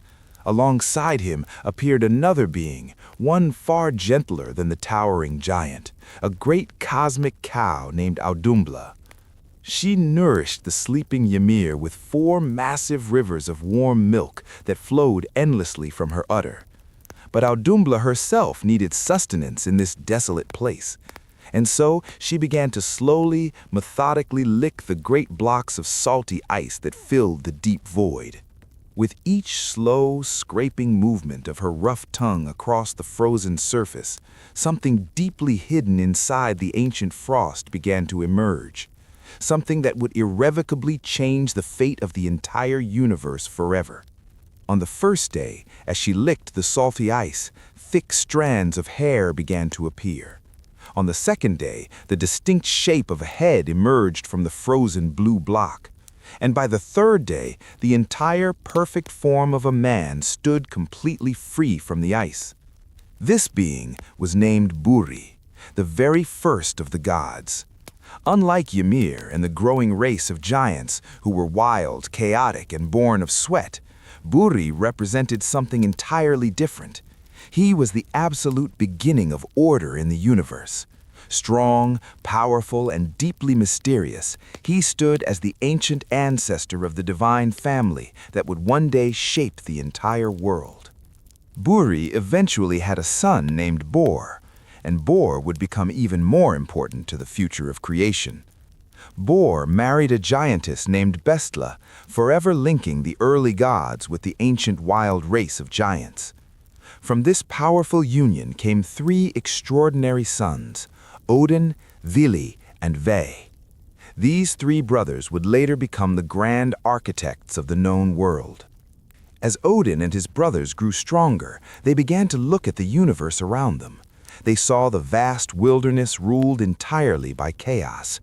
The giant Ymir had become the ancestor of countless frost giants who were multiplying rapidly and spreading through the empty, dark world. To Odin, Vili, and Ve, this growing chaos fundamentally threatened the delicate balance of creation. If the universe was ever to become a place where true order, structure, and life could flourish, something drastic, violent, and permanent would have to happen. They made a decision that would alter the cosmos. They would confront the oldest being of all. They would fight Ymir. The exact brutal details of that primordial battle are lost to the mists of the surviving Norse myths, but its staggering outcome was clear.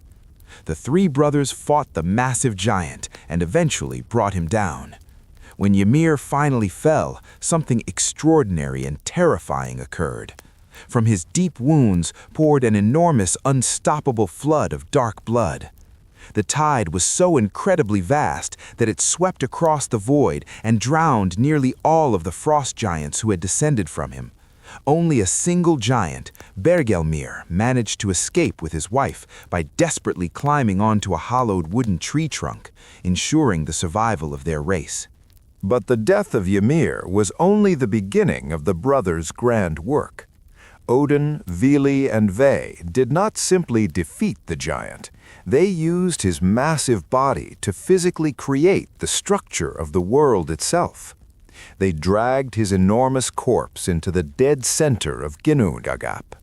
From his heavy flesh, they packed the dark soil to create the earth. His flowing blood became the deep oceans, the roaring seas, and the winding rivers. His heavy, unbreakable bones were raised up to form the towering mountains, while his teeth and broken fragments of bone became the jagged rocks and cliffs scattered across the land. Even his massive skull found a divine purpose. The brothers lifted the giant's skull high above the newly formed earth and turned it into the great curving dome of the sky. To hold this massive sky permanently in place, they appointed 4 strong dwarves to stand at its corners, Nordri, Sudri, Austri, and Vestri, whose names forever defined the 4 directions of north, south, east, and west. The sky, however, remained incredibly dark. The early universe was still lit only by the distant, terrifying glow of Muspelheim, the realm of absolute fire. From that burning land, glowing sparks and hot embers drifted lazily into the heavens. Odin and his brothers carefully gathered these glowing sparks and placed them meticulously across the dark dome of the sky. Some became the distant twinkling stars, while others became the powerful radiant sun and the glowing moon, bringing the rhythm of day and night and the slow passage of time to the world below. Yet the world still lacked a true, living center to hold it all together. In Norse mythology, that center was Yggdrasil, the great eternal world tree. Yggdrasil was immense beyond human comprehension. Its vast branches stretched across the heavens, while its deep roots reached into the very foundations of the cosmos. Through this living, breathing structure, every single part of the universe was intimately connected. The Norse believed that 9 distinct worlds existed within the branches and roots of this tree, including Asgard, the high realm of the gods, Jotunheim, the rugged land of the giants, and Midgard, the protected central world built specifically for humanity. Midgard was a beautiful, balanced world of forests, rivers, and mountains, surrounded by the great ocean where the colossal world serpent, Jormungandr, slept silently beneath the waves. But Midgard remained empty. That changed one day when Odin, Vili, and Ve were walking along the quiet, sandy seashore. They found 2 pieces of smooth driftwood, one from an ash tree, the other from an elm. Seeing potential in the lifeless wood, Odin breathed spirit and life into them. Vili gave them sharp minds and deep awareness. Ve gave them the physical gifts of sight, hearing, and speech. These 2 pieces of wood became Ask and Embla, the very first man and woman, the ancestors of all humanity. The Norse cosmos was finally complete, a sprawling universe alive with gods, giants, and humans, all held together by the towering branches of Yggdrasil. Yet the Norse understood a profound, beautiful truth. The world was not meant to last forever. They knew that one day the final battle of Ragnarok would come, the sky would darken, and the world would fall. But they also knew that after the fires faded, the earth would rise again from the sea, green and renewed, ready to begin the cycle all over again. A quiet reminder that even the greatest worlds may one day fall, only to beautifully rise again.